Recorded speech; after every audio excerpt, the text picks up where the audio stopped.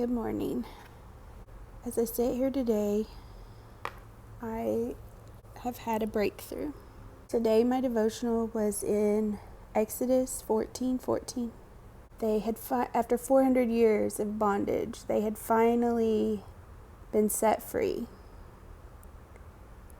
And they got to a point where they didn't know what to do. They were frozen, and they just knew that that was the end of it.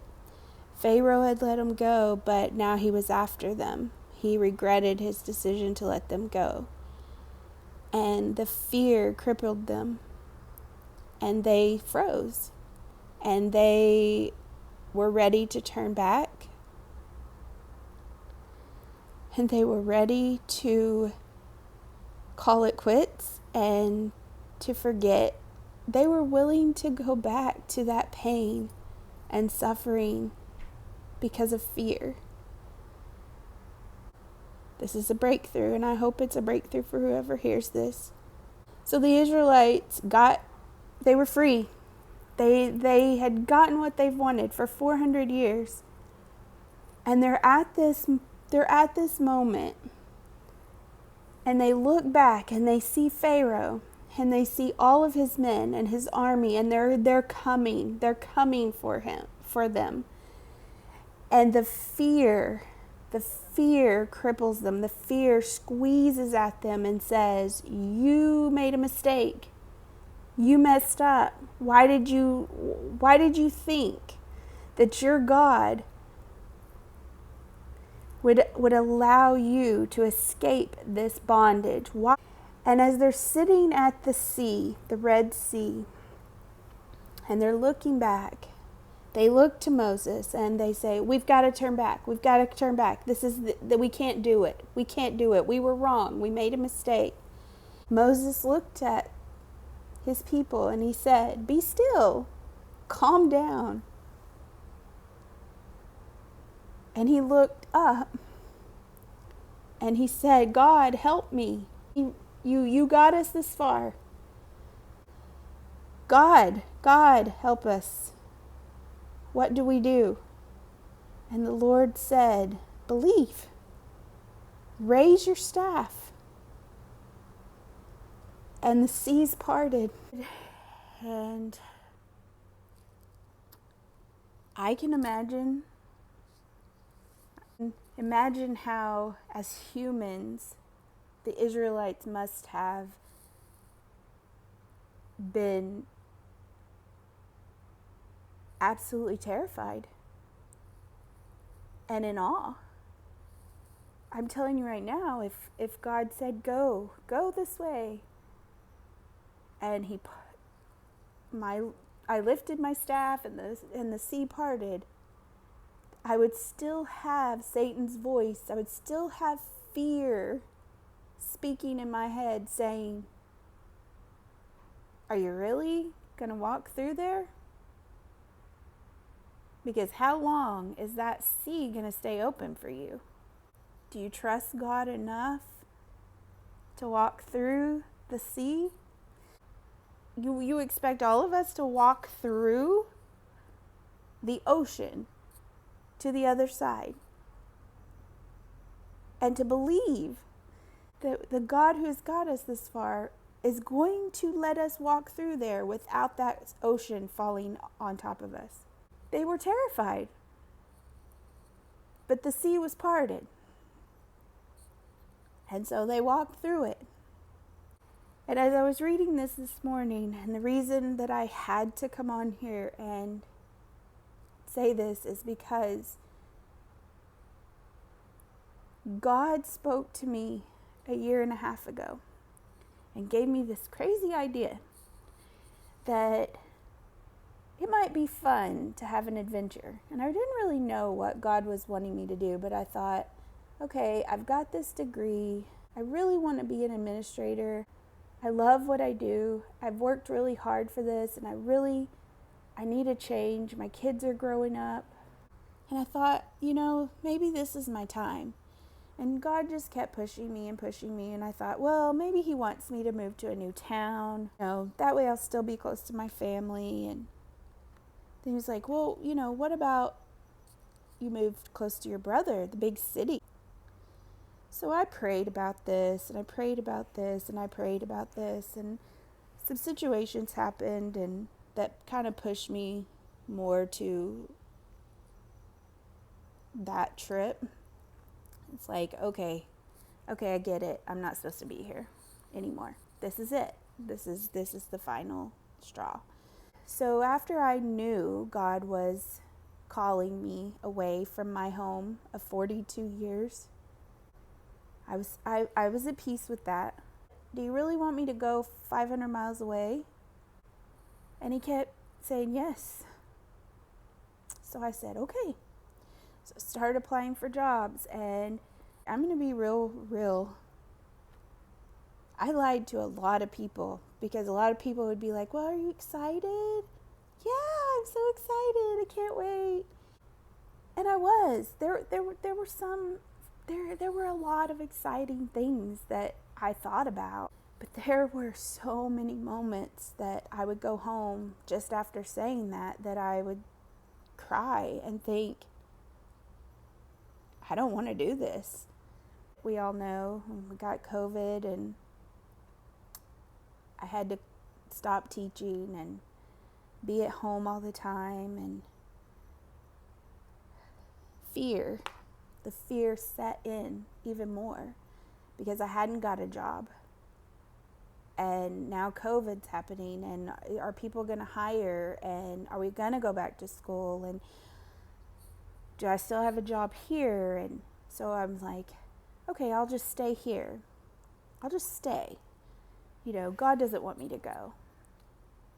And every day I'd wake up and there would be more verses in my Bible about going and trusting and living your plan. And I got a call, and I did an interview, and I felt really good about it, felt really great about it. I thought, this is just my first interview. I don't have to take it. Maybe God doesn't want me to go.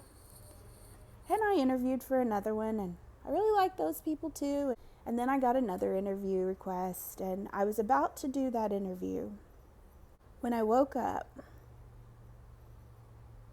and the first person on my mind was the principal that I had interviewed in the first interview. And God said, you're supposed to be with these people. And I said, are you sure? Maybe I should do this interview. And he said, no. Cancel the interview. You're supposed to go with these people. So I canceled the interview, and I took a big, huge leap of faith, and I accepted the offer. I was free to move on, to accept this new challenge. The door was open, and I was here, and I moved. And then I got to the Red Sea. I was walking Pippa out. We were on our regular walks. By the way, at this point, I was loving Houston. I was in a good place. I was peaceful with my decision. I had broken down several times, and breaking down with God, telling him that I couldn't do this. I couldn't live alone. That being alone for 15 years without anyone was one thing when you had 2 kids to keep you busy. But being alone in a quiet, empty apartment with only your dog who sleeps 85% of the time I just couldn't do it. Had many breakdowns, but I was finally at peace. And I walked out of my apartment like we always did. I hit a slippery spot just right. And I walked through it, and my feet buckled underneath me. My left foot buckled underneath me, and my kneecap fell, and it hit the ground. Any other way, I would have fallen on my butt.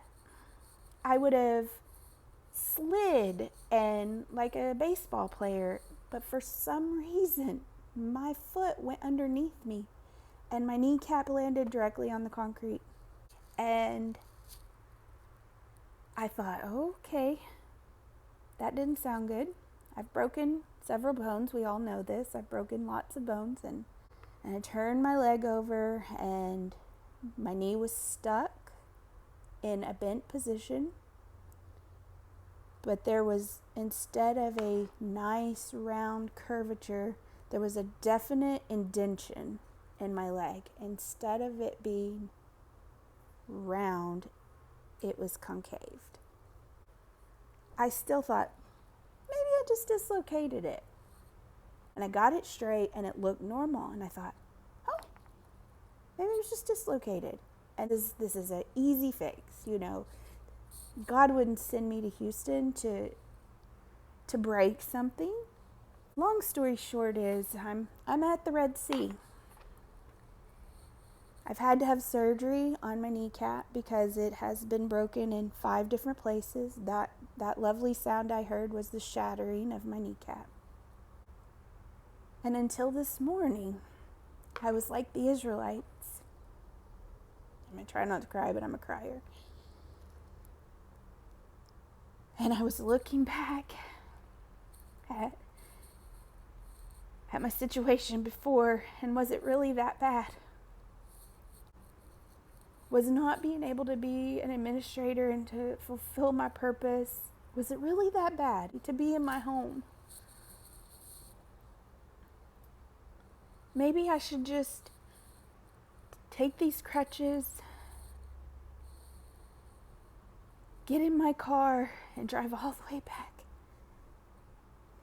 God has had a breakthrough with me. And He wants me to look up. He wants me to be still. Because He didn't get me here to just let me be swallowed up by the Red Sea. And so, I don't know what your Red Sea moment is.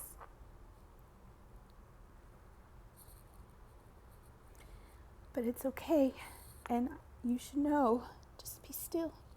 Although a broken kneecap, a short-term disability without pay,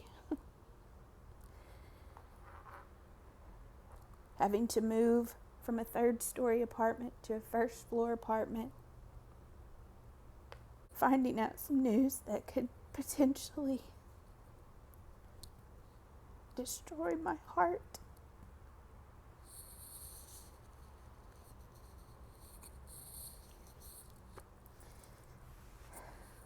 Not being able to do what I love, which is teach. Maybe this is Him parting the sea. And I'm going to have to trust, and I'm going to have to walk through. And I'm going to have to believe that the sea will not crush me. And that once I get to the other side, that I may not see the promised land right away. There may be more Red Seas to come. There may be more roadblocks. And I'm human, and I may not look right in front of me, and I may stumble, and I may fall, and I may break a few bones. But I'm supposed to go through the sea.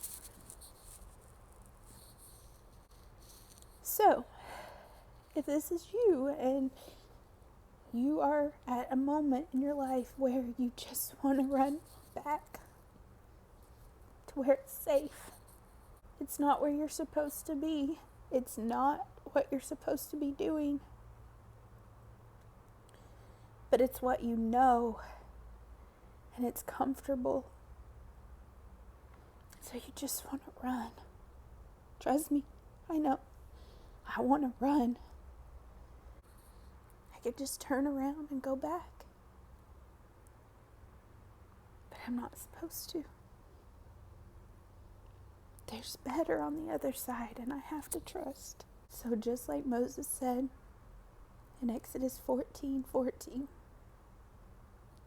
be still. Stay calm.